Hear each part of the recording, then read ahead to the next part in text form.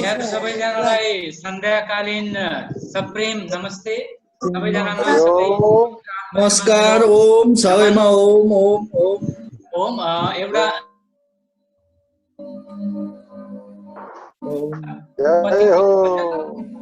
सुनाउन गइरहेको छु।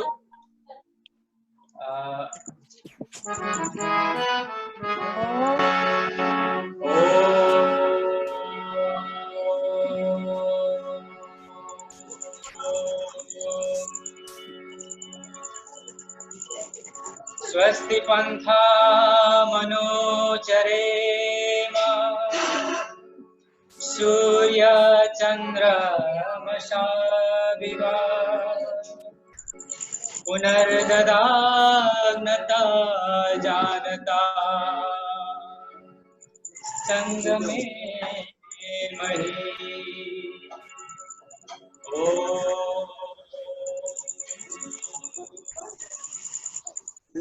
किसी के काम जो आए उसे इंसान कहते हैं। किसी के काम जो आए उसे इंसान कहते हैं। पराया दर्द अपनाए उसे इंसान कहते हैं। पराया दर्द अपनाए उसे इंसान कहते हैं। किसी के काम जो आए उसे इंसान कहते हैं। किसी के काम जो आए उसे इंसान कहते हैं। सबले माइक बन्द गरेर सबले ताली पिटी राख्नुहोस् है त, माइक बन्द गरेर।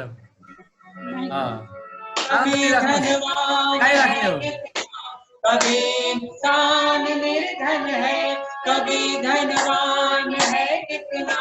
कभी इंसान निर्धन है, कभी सुख है कभी दुख है। इसी का नाम जीवन है। कभी सुख है कभी दुख है, इसी का नाम जीवन है। जो दुख में भी न घबराए उसे इंसान कहते हैं। जो दुख में भी न घबराए उसे इंसान कहते हैं। पराया दर्द अपनाए उसे इंसान कहते हैं।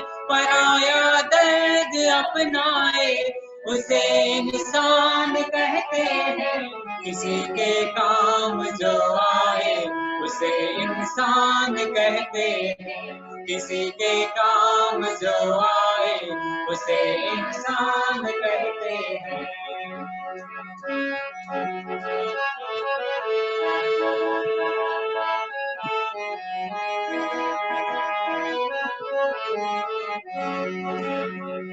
ये दुनिया उलझन है, कभी धोखा कभी ठोकर। ये दुनिया उलझन है, कभी धोखा कभी ठोकर। कोई हंस हंस के जीता है, कोई जीता है रो रो कर। कोई हंस हंस के जीता है, कोई जीता है रो रो कर। जो गिर कर भी संभल जाए उसे इंसान कहते हैं। जो गिर कर भी संभल जाए उसे इंसान कहते हैं। पराया दर्द अपनाए उसे इंसान कहते हैं। पराया दर्द अपनाए उसे इंसान कहते हैं। किसी के काम जो आए उसे इंसान कहते हैं। किसी के काम जो आए उसे इंसान कहते हैं।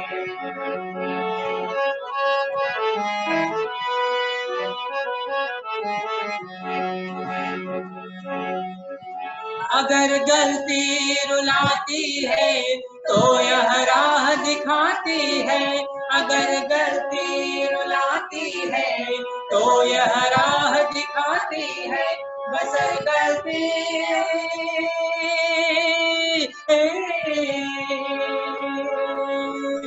बसर गलती का पुतला है, वो अक्सर हो ही जाती है। बसर गलती का पुतला है, वो अक्सर हो ही जाती है। जो गलती करके पछताए उसे इंसान कहते हैं। जो गलती करके पछताए उसे इंसान कहते हैं।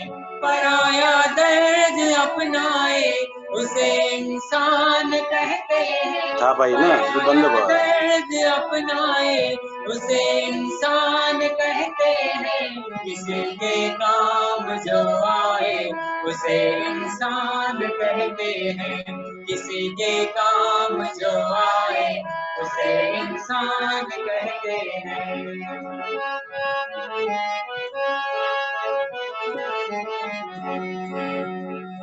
अकेले हो जो खा खा कर सदा गुजरान करते हैं। अकेले हो जो खा खा कर सदा गुजरान करते हैं। यूं भरने को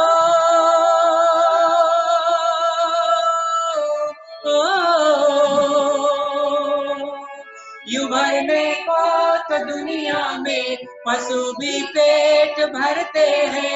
यूं भरने को तो दुनिया में पशु भी पेट भरते हैं। पथिक जो बांट कर खाए उसे इंसान कहते हैं।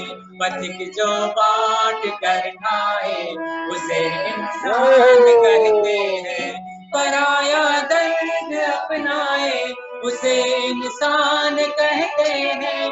पराया दर्द अपनाए उसे इंसान कहते हैं। किसी के काम जो आए उसे इंसान कहते हैं। किसी के काम जो आए उसे इंसान कहते हैं। किसी के काम जो आए उसे इंसान कहते हैं।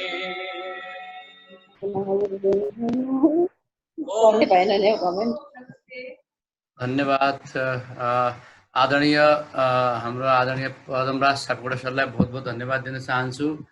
आदरणीय मित्रहरू, यो 4 तारिखको 44वां एपिसोडमा छौँ। आज 44वां श्रृङ्खलामा जोडिएका छौँ। सन्ध्याकालीन सत्रमा सुन्दर प्रस्तुतिका साथ यो कार्यक्रमलाई शुभारम्भ पदमराज सापकोटा सर, यहाँलाई बहुत बहुत धन्यवाद दिन चाहन्छु।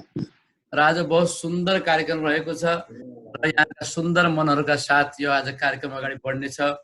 म यहाँलाई अनुरोध गर्न चाहन्छु, यहाँको आफ्नो गल्ती केही पनि हुँदैन। यहाँ जस्तो पवित्र आत्मा अहिले नेपालमा र विश्वमा यहाँले सोच्नुभयो भने अहिले धेरै जसो मान्छेहरू रक्सीका भट्टीमा होलान्, धेरै हत्या हिंसा गरेका, मासुजन्य पदार्थ खाएर लीन भएका होलान्। तर हजुर जस्तो पवित्र आत्मा आज यो योग चौतारीमा आएर हामी पनि धन्य भएका छौँ, यहाँहरू पनि धन्य हुनु भएको छ। हामी सबै धन्य भएका छौँ। तसर्थ हजुर आत्मामा कुनै दोष छैन, तर यहाँहरू टेक्निकल प्रब्लमका कारणले यहाँहरूका माइक खुला रहन्छन्। ती माइकहरू बन्द गर्नु होला। अगाडि थाहा पाउनु होला, त्यो माइक रातो भएको छैन भने हजुरको माइक खुला छ र हजुरको डिस्टर्ब यहाँ भइरहेछ। एक तलाउमा माछा गनायो भने पुरा तलाउमै डिस्टर्ब गर्छ भने जस्तै हजुरको एउटा माइक खोलिदियो भने पुरा कार्यक्रम बिथोलो हुन्छ। तसर्थ यसमा आदरणीय म सम्पूर्णलाई डाक्टर राजकुमार साउसर यो कार्यक्रममा संयोजक हुनुहुन्छ। उहाँ लगायत हाम्रो टिम छ। प्रदेश नम्बर 1 मा अहिले कोही छैन। प्रदेशमा 2 देखि विनोद कुमार शाहजी, प्रदेशमा 3 देखि हरि केसीजी हाम्रो कोअर्डिनेटर हुनुहुन्छ। उपत्यकादेखि सुधा कलोनीजी हुनुहुन्छ। हाम्रो 4 नम्बर प्रदेशदेखि लक्ष्मण पौडेलजी हुनुहुन्छ। 5 देखि प्रेम, हाम्रो 6 नम्बर प्रदेशमा अहिले कोही छैन। हाम्रो 7 नम्बरदेखि करण विवशजी जो यो कार्यक्रमलाई सुपरहिट बनाउनमा लागिरहनु भएको छ। आफ्नो भनेर सम्पूर्ण यहाँहरू यसमा सहभागी हुनु भएको छ। म यहाँहरू सम्पूर्णलाई बहुत बहुत धन्यवाद र यहाँलाई सबैलाई स्वागत गर्न चाहन्छु मित्रहरू। र अब हामी सबै मिलेर यो कोअर्डिनेटरको टिम र हाम्रो संयोजकजीको टिम लगायत सबैले सबका माइक बन्द नभएको डिस्टर्बहरू भयो भने एसएमएसका माध्यमबाट एक दुसरा संवादहरू गर्ने गरौँला। र यहाँहरूका यहाँ त मैले मास्क लगाइदिउँला, तर यहाँहरूको भित्रको मनमा भित्र जो हजुरका भित्र खेलिरहेका वेदनाहरू त्यसमा त मैले पनि मास्क लगाउन सक्दैन। त्यसका लागि हजुरले नै प्रयास गर्नुपर्छ। त्यो प्रयासलाई सार्थक गर्नको लागि यो हाम्रो जीवनशैली अपसादले डिप्रेसनमा गएका, आत्महत्या र एउटा आत्महत्यामा जगडिएका व्यक्तिहरू आज आत्महत्यातिर लागेका व्यक्तिहरूका लागि आज हामी यस्तो गुरु पाएका छौँ जसले आज जागरण अभियानको माध्यमबाट देशलाई जगाउनु, दुनियाँलाई जगाउनु प्रयास गर्नुभएको छ। आज हाम्रो बिचमा हुनुहुन्छ जागरण अभियानका संस्थापक हाम्रो सरदेश विनोदजी। अब सबैले शान्त भएर बसिदिनुला। म आदरणीय गुरु सरदेव स्वामी आनन्द विनोदजीलाई यो कार्यक्रममा हार्दिक हार्दिक स्वागत गर्न चाहन्छु। गुरु हजुरलाई पुरा योग चौतारी परिवारका 70 जना यो भित्र हामी सहभागी भएका छौँ। सबै 70 जना व्यक्तिहरूको तर्फबाट यहाँलाई बहुत बहुत स्वागत गर्न चाहन्छु। स्वागत छ सर।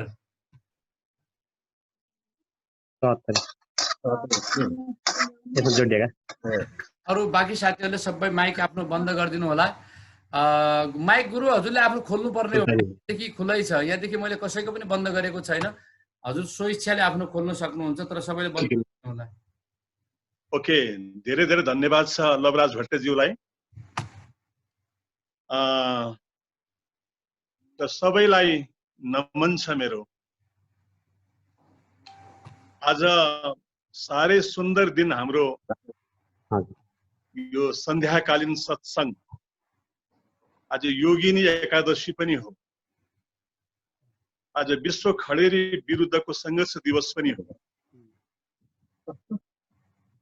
बुधबार असार 3 गते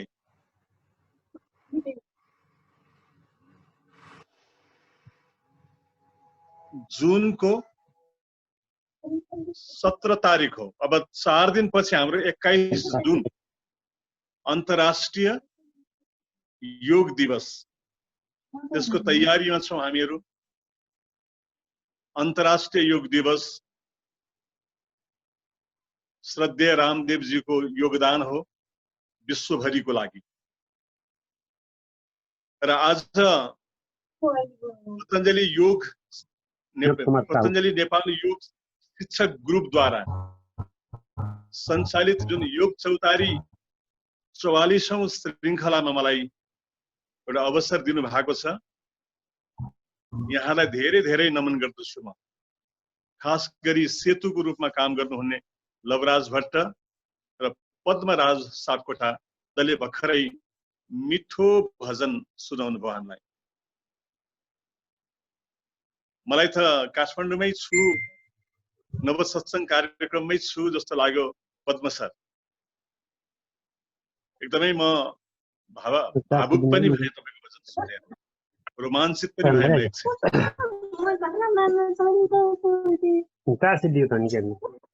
आज 44औं श्रृङ्खला रहेछ। अगाडिका दिनहरू यसरी नै जाउन्, राम्रोसँग जाउन्। म यहाँहरूलाई 40-40 मिनटको सायद होला 2 बसाई हाम्रो। म चाहिँ आधा घण्टा 40 मिनट जति 45 मिनट जति केही कुराहरू मलाई प्राकृतिक चिकित्साको क्षेत्रमा हुनुहुन्छ हजुर भन्नु भएको थियो लवराज भट्टज्यूले। म प्राकृतिक चिकित्साको पनि कुरा गर्छु। प्र्याक्टिकल थियोरिटिकल कुरा मात्रै होइन, प्र्याक्टिकल कुराकानी गर्छु, व्यवहारिक कुराकानीहरू गर्छु, जुन हामी गरिआएका छौँ त्यो कुराकानी गर्छु। अनि योगको बारेमा पनि व्यवहारिक कुराहरू। अहिले जुन कोरोनाको त्रास छ त्यो त्रासको बारेमा पनि र अलिकति भ्याए भने जीवनशैलीको व्यवस्थापनको बारेमा पनि म धेरैवटा क्लास लिने गर्दछु। सामान्यतया अघि लवराजजीले भनिसक्नु भयो, म डिप्रेसन माथि पनि काम गरिरहेको छु काठमाडौँमा बसेर। तर आज म सबै क्षेत्रमा भ्याउँदिन। पछि आउँदा दिनहरूमा पछि फेरि अवसर दिनुभयो भने म तनाव व्यवस्थापनको कुरा गरौँला, समय व्यवस्थापनका कुराहरू गरौँला, अध्यात्मको कुरा गरौँला, ध्यानको कुरा गरौँला, अनि ड्रग एडिक्सन म्यानेजमेन्टको कुराहरू गरौँला। ध्यानको कुरा त अद्भुत छ। हाम्रो त मुख्य लक्ष्य नै ध्यान हो। अष्टाङ्गमा एउटा अङ्ग ध्यान, त्यसलाई हामीले प्राथमिकता दिएका छौँ। हामी बेला बेलामा शिविरहरू गर्ने गर्छौँ काठमाडौँमा।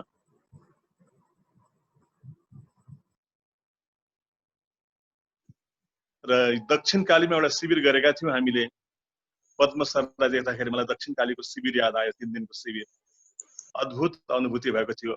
श्याम बस्यालजी, पद्मराज कोटाजीहरूलाई अद्भुत अनुभूति भएको थियो ध्यानबाट। र म विषयमा प्रवेश गर्नुभन्दा अगाडि अलिकति भूमिकामा मैले केही कुराहरू भने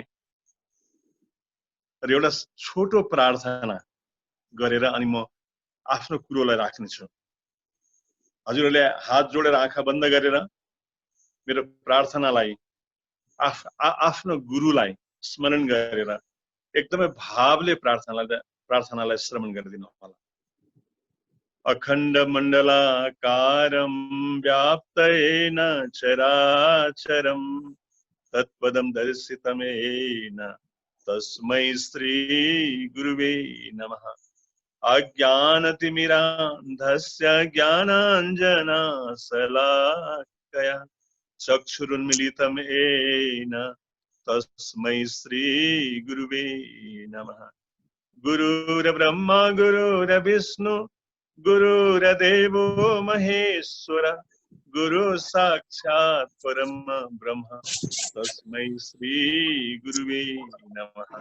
नित्यं शुद्धं निराभासं निराकारं निरञ्जनं नित्यबोधं चिदानन्दं गुरुब्रह्मा नम्याम्यहम्। तव द्रव्यं जगद्गुरु तुभ्यमेव समर्पयामि। पुनः स्वागत गर्दछु। म अब सिधै विषयमा प्रवेश गर्छु। कहाँबाट पस्छु भने प्राकृतिक चिकित्साबाट। म आफ्नो एउटा एनडी डक्टर अफ नेचुरोप्याथी पनि भएको। म आफ्नै कुराबाट तपाईलाई काम लाग्दो कुराहरू सपोर्टिङ कुराहरू पस्कने कोसिस गर्छु। 30-32 सालतिरको कुरो होला। म खुद एउटा असाध्य रोगबाट ग्रसित थिएँ। असाध्य रोगको शिकार भएको थिएँ 30-32 सालतिर। र त्यस बेलाको डाक्टरले मलाई माया मारेका थिए। त्यस बेलाको डाक्टरले अब यो बाँच्दैन, अब यसलाई जे खान दिए पनि हुन्छ, यसको इच्छा पूरा गरिदिनु भनेको थियो। म सानै थिएँ, 17-18 वर्षको थिएँ। तर डाक्टरको यो भनाइलाई मैले उपेक्षा गरेर स्वयंले एउटा जीवस्नालाई जगाएर बाँच्ने इच्छालाई जगाएर एउटा स्वास्थ्य अभियानमा अनवरत जुट्ने क्रममा एउटा पत्रिका हातमा फेला पर्यो, आरोग्य नाम गरेको पत्रिका। त्यो आरोग्य नाम गरेको पत्रिका गोरखपुर प्राकृतिक चिकित्सा केन्द्रबाट प्रकाशित हुँदो रहेछ। डाक्टर विठल दास मोदी त्यसको संरक्षक सञ्चालक हुनुहुँदो रहेछ। र त्यहाँ एउटा अनुभूति पस्केको थियो, कुनै एउटा व्यक्तिको अनुभूति थियो। त्यो अनुभूति ठ्याम्मै मसँग मिल्थ्यो। जे मेरो शारीरिक समस्या थियो, एकदमै कृश थियो मेरो काया, दुब्लो पातलो थियो मेरो शरीर त्यो बेला। उसको त्यो अनुभूतिवाला व्यक्तिको पनि ठ्याक्कै मेरै जस्तो स्थिति थियो। र उसले म कसरी ठिक भएँ भनेर त्यसमा लेखेको थियो। र मैले त्यो दिनदेखि प्राकृतिक जीवन यापन गर्न सुरु गरेँ। र मलाई त झन् 2-4 महिना झन् गाह्रो भयो। झन्झन कृश हुँदै गयो मेरो काया, झन्झन दुब्लो पातलो हुँदै गयो मेरो शरीर। तर पनि मैले हिम्मत हारिन। करिब 1 वर्ष लाग्यो।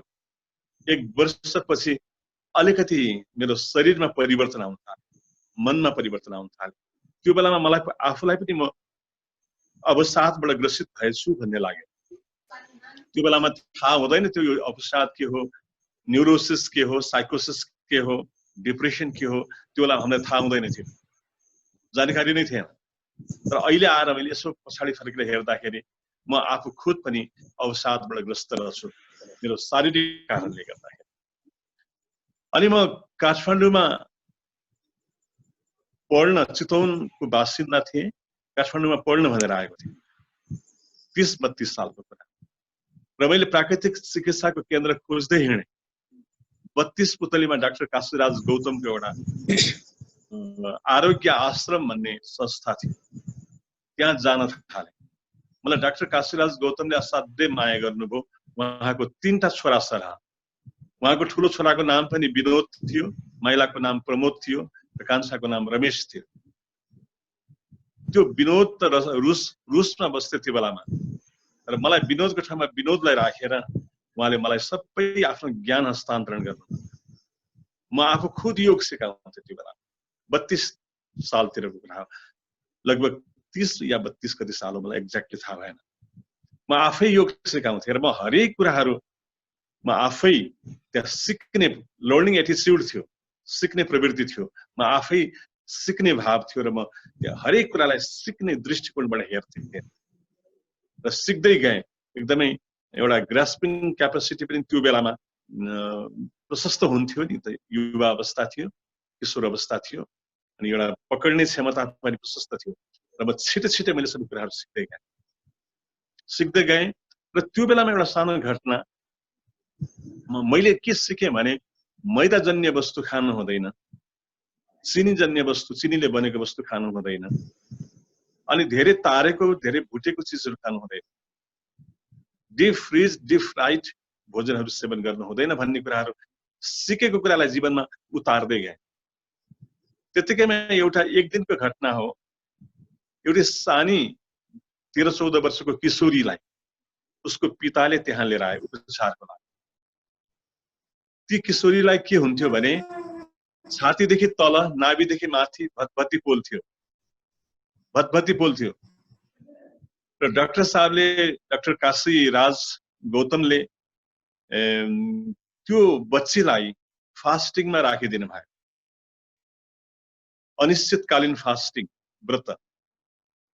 र त्यो व्रत बस्ने क्रममा माथिबाट पानी खान दिने, मनतातो पानी अलिअलि कागती हाल्ने, अनि तलबाट एनिमा लगाएर, डुस लगाएर, गुद्दाद्वारबाट पनि पानी प्रवेश गराउने र माथिबाट पनि पानी दिने, गर्दै गर्दै गर्दै गर्दै 7औं दिन बित्यो। 3 दिनसम्म ती बच्चीले भोक लाग्यो भन्दै थियो। 3 दिनपछि भोक हराउँदो रहेछ। उनले 3 दिनपछि उनको भोक हराएर 7औं दिनमा जब उनले पानी पिएर एनिमा लिएर बाथरुम गएकी थिइन्, त्यो बेलामा कोमोडको सिस्टम थिएन, त्यो बेलामा सिटको सिस्टम हुन्थ्यो र सिटमा बाथरुम गरिसकेपछि अचानक चिच्याउँदै उनी बाथरुमबाट बाहिर निक्ले। अनि डाक्टर साहब हामी दौडिँदै गयौँ, के भयो भने उनले भनिन् मेरो स्टुलबाट, मेरो दिशाबाट साँप निक्ल्यो। हामी छक्क पर्यौं, दौडेर गएर त्यो सिटमै रहेछ, बाहिरै रहेछ, उसको स्टुलबाट निक्लेको कुरा। राजवृक्ष जस्तो कुरो थियो, हेर्दाखेरि राजवृक्ष जस्तो आकारको कुरो थियो र डाक्टर साहबले लट्ठीले घुसेर हेर्नुभयो, एकदमै चाम्रो थियो। अनि डाक्टर साहबले भन्नुभयो नानीको रोग निक्ल्यो। मैले सोधेँ डाक्टर साहब के हो यो, भएको के हो यसलाई? डाक्टर साहबले भन्नुभयो मैदाजन्य वस्तुको अत्यधिक सेवनले, मैदाले बनेको चिजको अत्यधिक सेवन गर्नाले त्यसमा फाइबर हुँदैन। मैदाजन्य वस्तुमा फाइबर आन्द्राको कुचो हो, त्यो आन्द्राले कुचो नपाएको हुनाले त्यो मैदाजन्य वस्तुहरू आन्द्रामा टाँसिने गर्छन् र आन्द्राको काम सधैँभरि पछाइरहने, आन्द्राको काम सधैँभरि पछाइरहने र आन्द्रामा टाँसिएकोलाई नै पछाइरहन्छ र त्यहाँ सुक्यो, आन्द्रामा सुक्यो र आन्द्रामा सुकेर त्यसैले पोल्न थाल्यो। र मैले भोजन बन्द गरेर माथिबाट पानी दिएर तलबाट पानी दिएर त्यो आन्द्रामा सुकेको चिजलाई उकाइदिएँ। त्यो उकिएर निक्ल्यो, त्यही नै यो साँप जस्तो चिज, आकारको चिज बन्यो, राजवृक्ष जस्तो। अब उसको रोग निक्ल्यो र नानी अब तिमीले मैदाजन्य वस्तु, चिनीजन्य वस्तु धेरै अत्यधिक सेवन नगर भन्दा हस् भनेर उनी रुँदै खुसीको आँसु बगाउँदै त्यहाँबाट बिदा भएकी थिइन्। मलाई त्यो अस्ति जस्तो लाग्छ, हुन त यो 30-32 सालतिर, धेरै वर्ष। र त्यसपछि मलाई एकदमै आकर्षण लाग्यो र म गोरखपुर गएँ डाक्टर साहब, किनकि डाक्टर साहबले पनि, डाक्टर काशीराज गौतमले पनि त्यही नै अध्ययन गर्नुभएको थियो, त्यही नै उपचार गर्नुभएको थियो उहाँ आफू खुदले पनि। र त्यहाँ गएर मैले त्यहाँ गोरखपुरमा गएर डाक्टर विठलदास मोदीसँग सम्पर्क गरेर भेटेँ र त्यही करिब 2-4 महिना बसेर त्यहाँ पनि त्यस्तै गरेर सिक्न थाले। त्यहाँ अलिकति केही पैसा दिएर सिक्दै, अध्ययन गर्दै, सिक्दै, त्यहाँ काम गर्दै मैले त्यहाँबाट डाक्टर अफ नेचुरोप्याथी को उपाधि लिएर म नेपाल फर्केँ। धेरै वर्ष अगाडिको कुरो हो। र त्यसपछि म खुद असाध्यै के रोग हो नै थाहा छैन, डाक्टरले बाँच्दैन भनेको थियो। र म अहिले 18-19 वर्षको उमेरमा बाँच्दैन भनेको व्यक्ति आज 60+ भए। 60+ हुँदा पनि कुनै पनि किसिमको जेनेटिक रोगहरू पनि छैन, पैतृक रोगहरू जुन पिता पुर्खाबाट आउन सक्ने सम्भावित रोगहरू पनि अहिलेसम्म छैन। मेरो पिताजी 59 वर्षको उमेरमा शरीर छुट्यो उहाँको, किनकि उहाँलाई धेरै किसिमको समस्याहरू थियो, प्रेसर पनि थियो, सुगर पनि थियो, अन्ततः गत्वा लिभर सिरोसिस भएछ। जबकि उहाँ अल्कोहल खाने व्यक्ति होइन, कृष्ण प्रणामी धर्म निजानन्द सम्प्रदायको विद्वान हुनुहुन्थ्यो, प्रज्ञावान हुनुहुन्थ्यो। अनि हामीले डाक्टरलाई सोध्यौं, डाक्टर साहब यो कसरी त हाम्रो पिताजीले त कहिले पनि लागु पदार्थ अथवा त्यो मद्यपान कहिले पनि गर्न भएन, मदिरापान कहिले पनि गर्न भएन, कसरी लिभर सिरोसिस भयो भन्दा उहाँले के भन्नुभयो डाक्टर साहब, डाक्टर गोपाल आचार्यले, प्रोफेसर डाक्टर गोपाल आचार्यले के भन्नुभयो भने चिल्लो धेरै खानु भयो, चिल्लो पदार्थ धेरै अत्यधिक सेवन गर्नु, घिउ कहिले काहीँ गाईको घिउ, प्योर गाईको घिउ भातसँग हालेर खाँदा हुन्छ, तर अत्यधिक हरेक चिज घिउले बनेको, तेलले बनेको, तारेको भुटेको चिजहरू धेरै खाइयो भने लिभरलाई बोझ हुन्छ।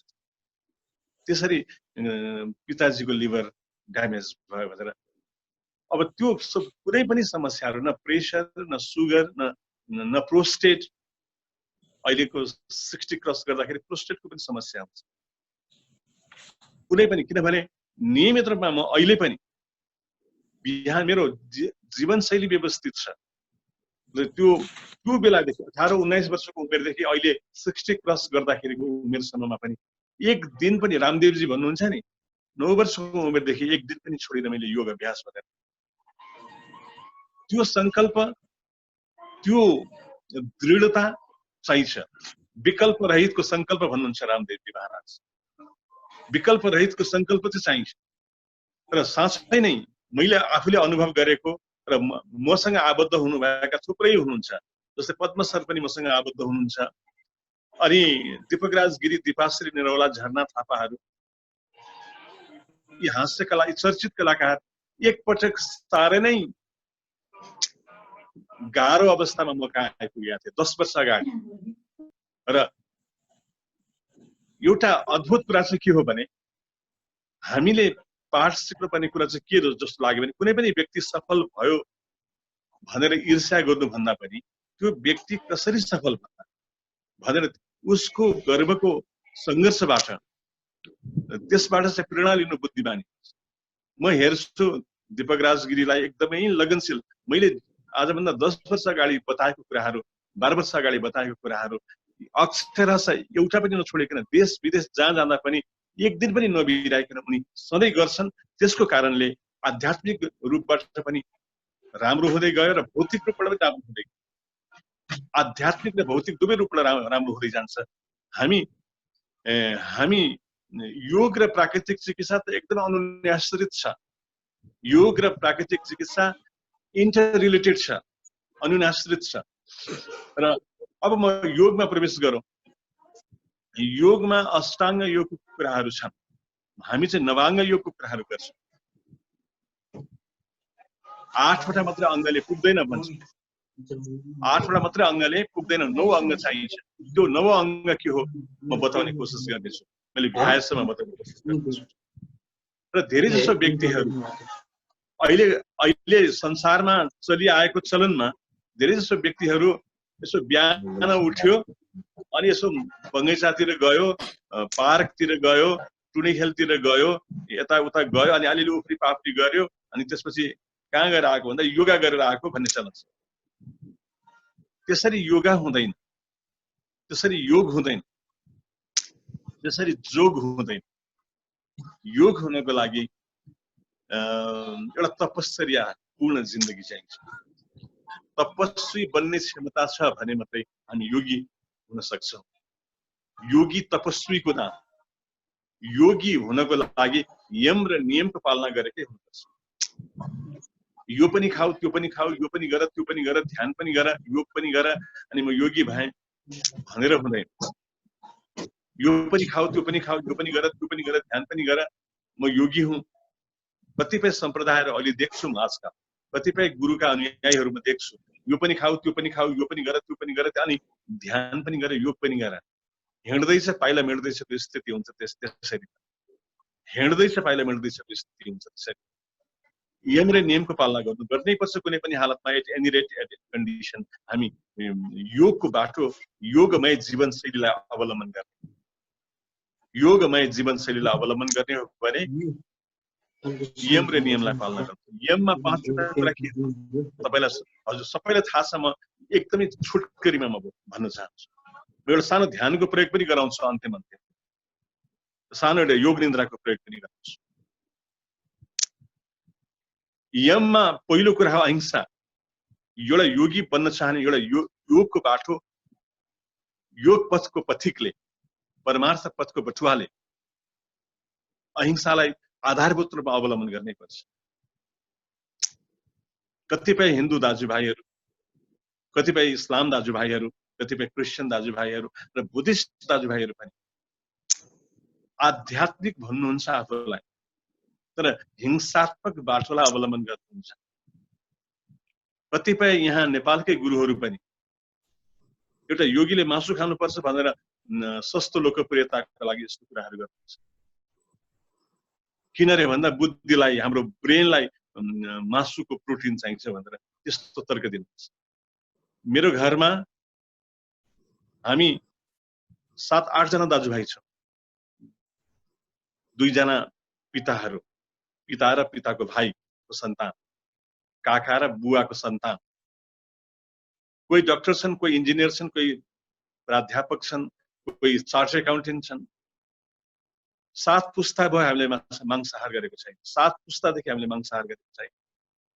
त्यस्तो थोत्रो एउटा तर्क दिन्छन् आफ्नो सस्तो लोकप्रियताको लागि। एउटा योगी अहिंसक बन्नै पर्छ, अहिंसक हुनै पर्छ। अहिंसा भनेको तन मन वचनबाट कसैलाई चोट्नु पर्छ। यहाँ त मांसाहारको त कुरा आयो। हामी चाहिँ शाकाहारी प्राणी, शाकाहारी भोजन हाम्रो स्वास्थ्यको दृष्टिकोणले, आध्यात्मिक दृष्टिकोणबाट, शारीरिक दृष्टिकोणबाट, मानसिक दृष्टिकोणबाट हाम्रो लागि उपयुक्त हुन्छ। तन मन वचनबाट कसैलाई चोट्नु पर्यो। एउटा योगी हुने हो भने सकेसम्म होसपूर्वक हाम्रा कृत्यहरू हुनुपर्छ। होसपूर्वकको कृत्यहरू गरियो भने तन मन वचनबाट कसैलाई हामी चोट पुर्याउँदैन। अन्यथा चोट पुर्याइरहेका हुन्छौँ हामीले। हाम्रो भित्र के हो विकारहरू छ, के हो विकारहरू छ। एउटा अचम्मको छ ह्युमन साइकोलोजी। अचम्म लाग्छ मानवीय मनोविज्ञानलाई अध्ययन गर्दाखेरि। अर्काको बिग्रेकोमा खुसी हुन्छ, अर्काको घर जलेकोमा खुसी हुन्छ, घर बनेकोमा ईर्ष्या गर्छ। अद्भुत छ। अधिकांश मानवीय मनस्थिति, सबैको होइन, अधिकांश मानवीय मनस्थिति। अहिंसाको पालना गर्नुपर्छ, संकल्पपूर्वक अहिंसाको पालना गर्नु। हामी योगी, तपाईहरू त पतञ्जलि योग समिति नेपालका अधिकांश व्यक्तिहरू हुनुहुन्छ, महानुभावहरू हुनुहुन्छ। मैले यो भनिरहनु नै पर्छ, तर पनि थोरै बहुत यताउता पनि जुड्नु भएको छ भने उहाँहरूको लागि शब्दहरूमा प्रयोग गर्दैछु। अहिंसा अस्तेय भनेको चोरी गर्नु, अस्तेय भनेको चोरी नगर्नु। सकेसम्म एउटा योगीले अनाधिकृत कसैको सम्पत्ति हडप्दैन। एउटा योगीले अस्तेयको व्रतलाई पालना गर्छ, स्तेयको होइन, अस्तेयको व्रतलाई पालना गर्छ। अहिंसा अस्तेय अपरिग्रह। परिग्रह भनेको थुपारेको थुपारे, थुपारेको थुपारे। अर्थशास्त्रमा एडम स्मिथले के भन्नुहुन्छ? Human wants are unlimited. तर म चाहिँ के भन्छु भने वान्ट्स अनलिमिटेड कहिले पनि हुँदैन, डिजायर अनलिमिटेड। वान्ट्स कति खान्छ मान्छेले, कति लाउँछ। एउटा मैले कुर्ता सुरुवाल लाउँछु, यो कुर्ता सुरुवाल 1200 रुपियाँको चल्छ। साईं उतना दीजिए जामे कुटुम्ब समाए, मैं भी भूखा न रहूं, साधु भी भूखा न जाए। हे मालिक, कबीर साहब भन्नुहुन्छ, हे मालिक मलाई त्यति दिनुहोस्, त्यति भए पुग्छ। जसले गर्दाखेरि साईं उतना दीजिए जहाँ हामी कुटुम्ब समाए परिवारलाई पाल्न सकौँ, मै भी भोका नरहँ, म पनि भोको हुनु नपरोस् र साधु आएको पाहुनालाई पनि भोक पठाउन परोस्, त्यति भए पुग्छ। यहाँ तपाईलाई तपाईको प्रगतिलाई थाम्न रोक्न खोजेको चाहिँ होइन। तपाईं निष्काम कर्मयोग गर्दै जानुहोस्। निष्काम गीताले भने झैंको निष्काम भावको कर्मयोगमा अनवरत श्रम गर्दै जानुहोस्। जे आउँछ त्यसलाई स्वीकार गर्नुहोस्, तर थुपारेको थुपारे खाली थुपार्नुको पछाडि चाहिँ नलाग्नुहोस्। किनकि जुन कुरा मैले धेरै देखेको छु व्यवहारमा, मेरो आफन्तहरूलाई पनि देखेको छु, धेरै देखेको छु कि आफैले थुपारेको थुप्रोमा थुप्रिएर पुरिएर समाप्त भएर गएका छन्। काम लाग्दो भयो, जिन्दगी भर जिन्दगीलाई क्यास गर्यो अनि जीवनको उत्तरार्धमा त्यही क्यास आफ्नै उपचारको लागि खर्च। त्यस्तो स्थिति छ आजको मान्छे। अहिंसा अस्त्य अपरिग्रह, थुपारेको थुपारे नगरौँ, परिग्रही नबनौँ। अहिंसा अस्त्य अपरिग्रह, सत्य सकेसम्म चाहिँ सत्य व्यवहार गर्छु, सकेसम्म सत्यम शिवम सुन्दरम सकेसम्म। क्योंकि झुठो व्यवहारले, झुठो बोलाइले एउटा झुठोलाई, एउटा झुटलाई लुकाउनको लागि अनेक अरू झुट थप झुट बोल्छ। डरै डर हुन्छ, जताततै त्रासै त्रास हुन्छ झुठो व्यवहार गर्ने मान्छे। फेरि झुठो बोल्नु पनि त्यो एउटा बानी बन्छ, नचाहिने ठाउँमा पनि झुठो बोल्छ। कति उदाहरणहरू छन् त्यस्तो। बोल्नै नपर्ने ठाउँमा पनि झुठो बोल्छ। सत्य व्यवहार गर र ब्रह्मचर्य, यमको अन्तिम कुरो ब्रह्मचर्य। ब्रह्म भनेको ठुलो, चर्य भनेको आचरण। विवाह नगर्नु होइन, यहाँ ठुलो आचरण। तपाईं ऊर्जाको पुञ्ज हुनुपर्छ, एउटा योगी ऊर्जाको पुञ्ज हुनुपर्छ, पुल अफ इनर्जी हुनुपर्छ, रिजर्भायर अफ इनर्जी हुनुपर्छ। एउटा योगी शक्तिको पुञ्ज हुनुपर्छ। अहिले त अधिकांश हामी के देख्छौँ भने चुहिएको चुही छ, चुहिने बाल्टी भएको छ आजको मान्छे। आँखाबाट पनि चुहिन्छ, बोलीबाट पनि चुहिन्छ, धेरै बोलेर पनि चुहिन्छ, ऊर्जा चुहिन्छ।